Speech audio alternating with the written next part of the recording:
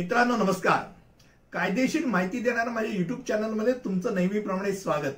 आणि आजचा विषय आहे बाल न्याय कायदा, म्हणजे ज्याला ज्युव्हेनाइल कायदा आपण म्हणतो त्या कायद्याची माहिती. आता सर्वप्रथम आपल्या भारतीय न्याय व्यवस्थेमध्ये बाल गुन्हेगारांना वेगळ्या तऱ्हेने ट्रीटमेंट दिली जाते, हे तुमच्या पहिल्यांदा लक्षात राहू दे.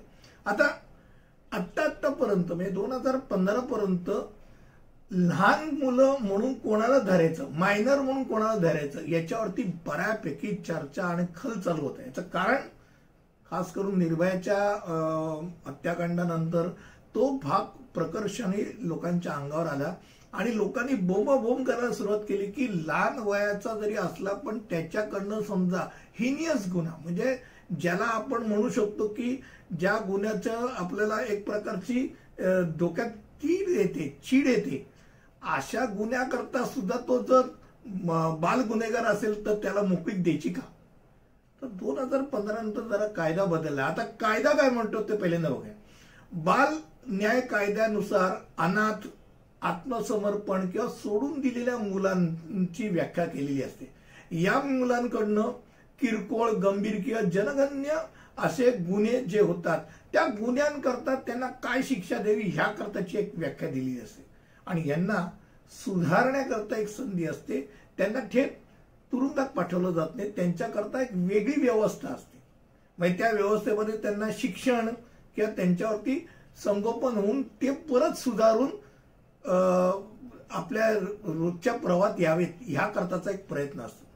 आता मी मगाशी म्हटल्याप्रमाणे ज्यावेळेला निर्भया हत्याकांड झालं त्याच्या अगोदरपर्यंत 18 वर्षापर्यंत मुलाला आणि मुलीला मायनर म्हणजे बाल या कॅटेगरीमध्ये ठेवण्यात आलेलं होतं. मात्र 2015ला ज्यावेळेला हे हत्याकांड प्रकरण घडलं आणि त्याच्याही अगोदर सलग असे काही बलात्कार घडलेले होते की ज्यात 17 वर्षाचा मुलगा किंवा 18च्या अगदी पूर्ण नाही झालाय, 18च्या जस्ट 3 महिन्या अगोदर, 4 महिन्या अगोदर असलेला मुलगा, त्या मुलीवरती नुसता बलात्कार नाही तर तिचा निर्घुणरित्या पाशवी बलात्कार सोडून द्या पण मानवाला लाजवेल असं तिचा खून करायचा, तुकडे करायचा किंवा इतर काही गोष्टी करायचं की ज्याच्यानं लोकांना चीड आली, तिरस्कार आला.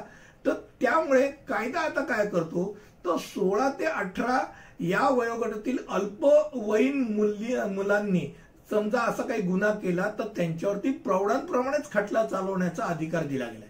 त्यामुळे जर शांतपणे विचार करायचा झाला तर 2015 नंतर आज बाल म्हणू शकतो तर 16 वर्ष पूर्ण झाली नाहीत अशा मुलांना आणि 18 वर्ष पूर्ण नाही झालीत अशा मुलींना या कॅटेगरीमध्ये आपण आता धरतो की ज्यांना बालवयीन म्हणता येतं. आणि त्यांनी समजा काही अपराध केला तर त्या अपराधाला त्यांना शिक्षा ही जी आहे ती बाल न्याय कायद्यानुसार दिली जाते.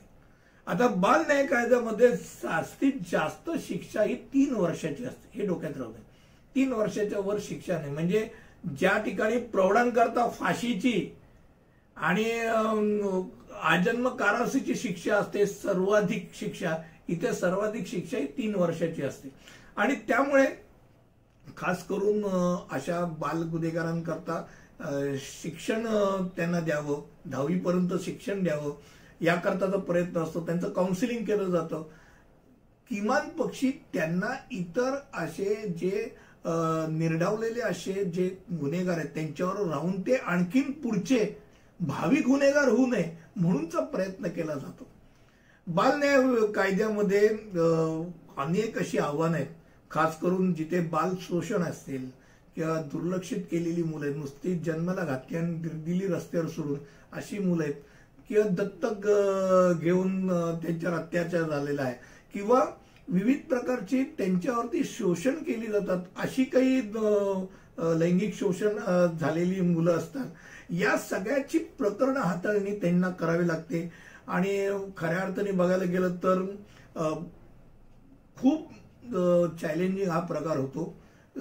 खास करून जेव्हा 16 वर्षावरील मुलगा मुलगी जेव्हा येते तेव्हा कोणाला अल्पवयीन म्हणावं आणि कोणाला नाही या द्विधा मनस्थितीत सर्वजण येतात. पण तर आता कायदा अगदी स्पष्ट झालेला आहे आणि तो कायदा काय आहे फक्त तुमच्यापर्यंत मी पोहोचवलंय असं मला वाटतं. पुढच्या व्हिडिओमध्ये असंच काहीतरी नवीन घेऊन भेटू. तिथपर्यंत धन्यवाद.